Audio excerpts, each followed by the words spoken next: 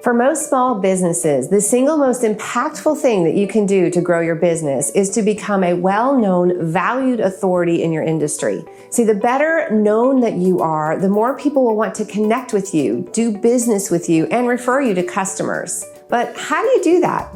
Hi, I'm Melissa with RodgerandMelissa.com, and today we're going to talk about what it means and what it takes to become a thought leader in your industry. So let's get started.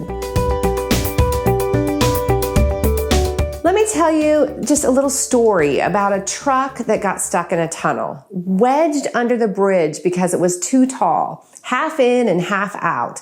And the driver and the cops and everyone else there couldn't figure out a solution to free the truck that wouldn't cause even more damage. They tried hooking it up and pulling it out. They called the experts, the firemen and some engineers, to see if they could drive some wedges between the roof and the tunnel. Well, the firemen actually wanted to use cutters just to saw off the top of the truck.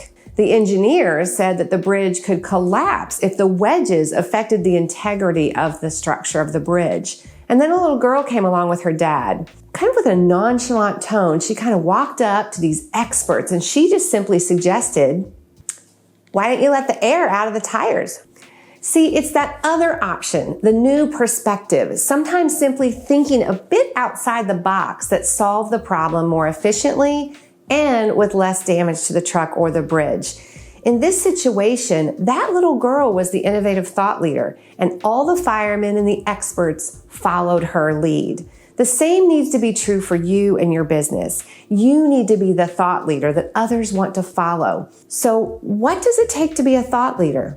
Well, first, you have to realize that people are creatures of habit and most don't like change. You know, the if it ain't broke, don't fix it, or, well, we've always done it that way. But see, once people accept that something is a certain way, they often stop looking for a better way. Artist Louise Nevelson actually said, "What we call reality is an agreement that people have arrived at to make life more livable." So to change the world, to change your industry, to be an innovator, you must change people's perception of reality. Next, you must ask yourself, what do you want to be known for? How do you want to make your mark? See, there are an infinite number of ways to make an impact and be a thought leader in your industry, but you've got to be willing to be brave, open up, and share yourself and your ideas with others. You have to be willing to be shot down because you believe so strongly that you have a new way to help others.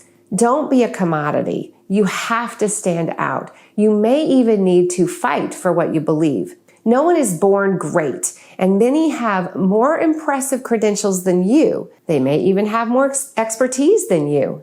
However, understand this. Anyone can be an expert with the right training, schooling, and experience, but few take the risk to be a thought leader. See, wisdom received through mentoring, school, and research is wonderful and produces many experts. But what if you ask different questions? What if you question the assumptions that others agree on? Thought leaders create change. They shape the dialogue. Thought leaders are not consumed with advancing themselves, but rather advancing the ideas. It's more about solving a problem and making a difference and providing value than it is about selling a book or a program or receiving accolades and applause. It's about changing people's perception of reality and showing them a new way, not just an improved way or an old recycled solution. To be seen as a well-known, valued authority and thought leader, your new vision needs to be inconsistent with the current reality, but still viable in their minds. You must use creative language and compelling ideas to describe an ideal future that is still in alignment with common sense and possibilities that they can understand. Fill the gap between what is available and what people need. Challenge the norm, just like that little girl did to solve the problem with the truck and the bridge. Then show the simple steps of change that need to occur for this bold idea to be realized. See, I call this the "it used to be" realities. It used to be if you wanted to buy a computer, you went to Best Buy or Apple, but then Dell came along and only had the option of direct sale to the end user. Well, that changed the game. It used to be if you wanted to watch a movie at home, you went to Blockbuster. Well, then Netflix started delivering movies to your mailbox, and you simply sent them back when you were done.